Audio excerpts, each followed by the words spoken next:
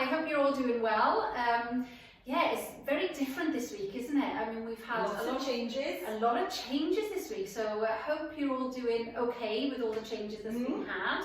I know personally, I am absolutely delighted that both my children are in school, finally, since mid-December. So many people. 2 kids in school, and I'm walking to school in. So I hope your week is going good. So far, so good with us.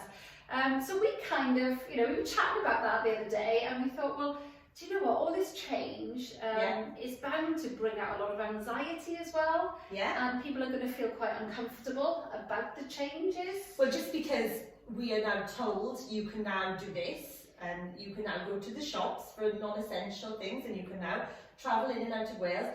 There's also still a lot of uncertainty with, if there'll be another lockdown at any point, and I think people are scared. People are uncertain, and we'll have to. And do you know what? Rightly so. There's a lot of people out there, and please don't feel that we underestimate the amount of people that have been affected severely by COVID, and obviously have lost loved ones, and people that are suffering with their health and still suffering with long COVID. We really do feel for you all, and we feel for all the guys on the front line working throughout all of this, and we don't want to have another wave, and we don't want to lose more people or put more people in the situations they've been in, working in awful conditions in the hospitals. So but at the same time, obviously, things have changed, and they're changing dramatically this week. There's a lot of things. More so than previous. It's been little, but this has been quite a lot. And I think that step forward has kind of prompted us to chat about, how we move forwards and what stops us. And I think what stops us really from moving forwards in all aspects of life is fear. Fear Stops us from moving forwards, and that's whether it's in a relationship, or whether that's moving house, or changing your job, or anything. It's fear-based, isn't it? And most things are. And I think the fear comes from past experiences.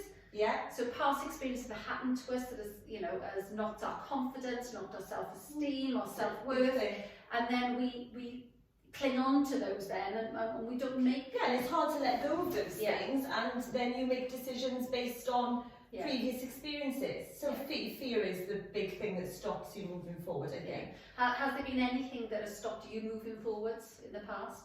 Oh, definitely. Past relationships. Sometimes you're scared of change. You don't even know you're scared of change, but and it is fear. And I'm quite confident, and usually nothing seems to faze me. Let's just do it. But I feel it too. I have felt it. I've not done things or made changes based on fear. And sometimes procrastinate. Oh, massively. And you don't take that leap. Massively, So just, I think for me, I guess the biggest thing, which I'm sure lots of you can relate to with fear and not moving forwards, is when it comes to a relationship. So when you've been burnt in a relationship. Oh, that's a big one, isn't it? And having somebody that has been unfaithful to you and has, shattered your world, for you to then trust. You're scared to trust somebody. And put yourself in that vulnerable position because you're so used to having your back against the wall, and you're in that fight mode, aren't you? Right, I'm going to be okay, but you've got your armour on, so you've got your barriers up, but as soon as you start to take that armour off, that is scary. That is fear. Then you're letting yourself possibly love again, giving a bit of yourself to somebody, and you put yourself in a vulnerable position where you're able to get hurt again. But you do. But I think a lot of people keep that armour on anyway. I do. For years. I don't think you should though. No, I don't think it's healthy to do that. But I think it's moving forwards and taking just those little mini steps. Just baby steps. Baby steps. It could just be a baby step of just chatting to somebody. You don't have to go full out to you. No. You could do it in baby steps. Or you could even be on a dating website where you're just looking for a minute and you're not really engaging anyone, but just even being on there is a huge step without even going any further. So I think just, you know, acknowledging these things, and rather than just always, you know, not moving forwards and not changing your life because of fear of change and fear of, you know, being let down. It's going to be different for everybody else, isn't it? Like, you know, I think you have to. I like this. There's a lady that I like listening to, and I watched a bit of YouTube on her. Breanne Brown, is it? Oh yeah. Yeah, she's American. I think she actually does statistics on fear and vulnerability, and I happen to be watching it over the last few days. And what she says is, if you're not, you need to be in the arena, so you need to be in there fighting, you need to be present, and you're not going to move on unless you will get burnt, you will get hurt, but you need to be present and you need to be brave, really, and put yourself out there, make yourself vulnerable to be able to experience love and happiness and all of those other things, which I thought was a great way, the way she put it. So if you ever want to, is it Breanne? I'm not sure how you pronounce it, but I thought she made a lot of sense. But what she said was, it was different for, you know, each person. For some person, for one person, then it might be to say I love you is huge because of past experiences.